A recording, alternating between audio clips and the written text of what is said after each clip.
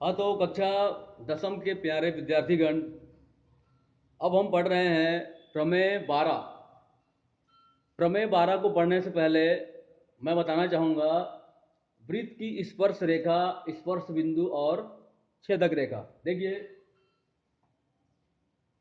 ये वृत्त है, इसका केंद्र O है और एक रेखा है, लेकिन यह स्पर्श रेखा नहीं है क्योंकि यह इसको कहीं पर भी स्पर्श नहीं कर रही है, इसलिए ये सिर्फ रेखाखंड है और ये वृत्त है।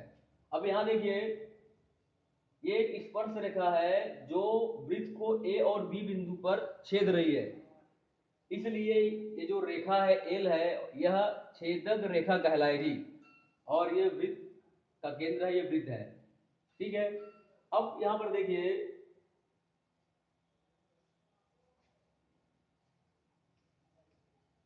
ये वृत्त के बाहर कोई बिंदु ए है, ए से एक रेखा खींचा गया है, वह रेखा वृत्त को बिंदु P पर स्पर्श करती है, इसलिए यह स्पर्श रेखा कहलाएगी।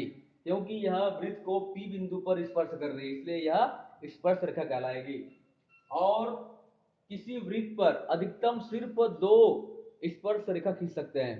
पिछले वर्ष वार्षिक में आया था खाली स्थान में कि किसी वृत्त पर अधिकतम कितनी स्पर्श रेखाएं खींची जा सकती है, तो इसका उत्तर रहेगा किसी भी वृत्त पर अधिकतम सिर्फ 2, ये एक और ये 2, सिर्फ 2 स्पर्श रेखाएं खींची जा सकती है।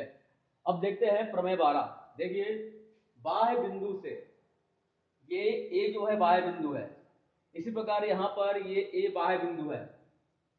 बाह्य बिंदु से वृत्त पर खींची गई स्पर्श रेखाओं की लंबाइयां बराबर होती है। ये प्रमेय 12 है। ये बाह्य बिंदु ए है, ए से 2 स्पर्श रेखा खींचा गया है, ए पी और ए क्यू। तो सिद्ध करना है कि दोनों स्पर्श रेखा ए पी और ए क्यू की लंबाई बराबर है, समान है। देखिए, ज्ञात है ए पी और ए क्यू बाह्य बिंदु ए से वृत्त पर खींचे गए 2 स्पर्श रेखाखंड है। ये बाह्य बिंदु ए है और ये ए पी ए क्यू 2 स्पर्श रेखाएं हैं। सिद्ध करना है ए पी बराबर ए क्यू, सिद्ध करना है कि दोनों आपस में समान है, बराबर है। रचना, वृत्त के केंद्र O से ए पी क्यू को मिलाया।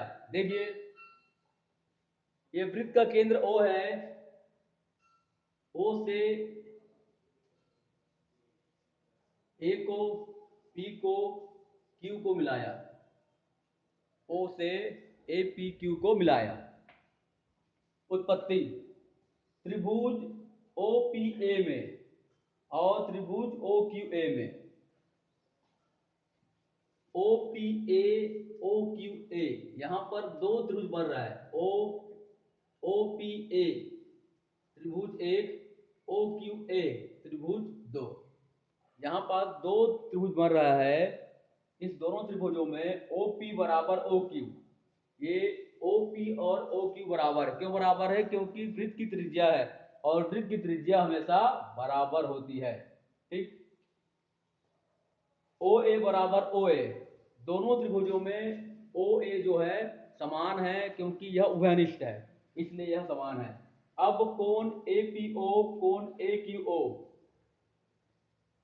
ए P O A Q O, यहां बन रहा है 90 अंश। क्यों बन रहा है? स्पर्श बिंदु से जाती हुई त्रिज्या स्पर्श रेखा पर लंब होती है। ये स्पर्श बिंदु से जाती हुई रेखा त्रिज्या पर लंब होती है। पीछे प्रमेय दिया है, बुक में पढ़ लेंगे आप। उस नियम से यहां पे बनेगा 90 अंश। ठीक। तो त्रिभुज ओ पी ए और त्रिभुज ओ क्यू ए समकोण कर्ण भुजा सर्वांग समता प्रमेय से सर्वांग सम सिद्ध होता है। जब दोनों त्रिभुज सर्वांगसम है तो ए पी ए क्यू भी बराबर होगा। क्यों? सर्वांगसमता त्रिभुज के संगत कोण बराबर होते हैं, सर्वांगसम त्रिभुज के संगत कोण बराबर होते हैं। अतः सिद्ध होता है कि ए पी और ए क्यू बराबर है, अर्थात बाह्य बिंदु से वृत्त पर खींची गई स्पर्श रेखाओं की लंबाइयां बराबर होती है।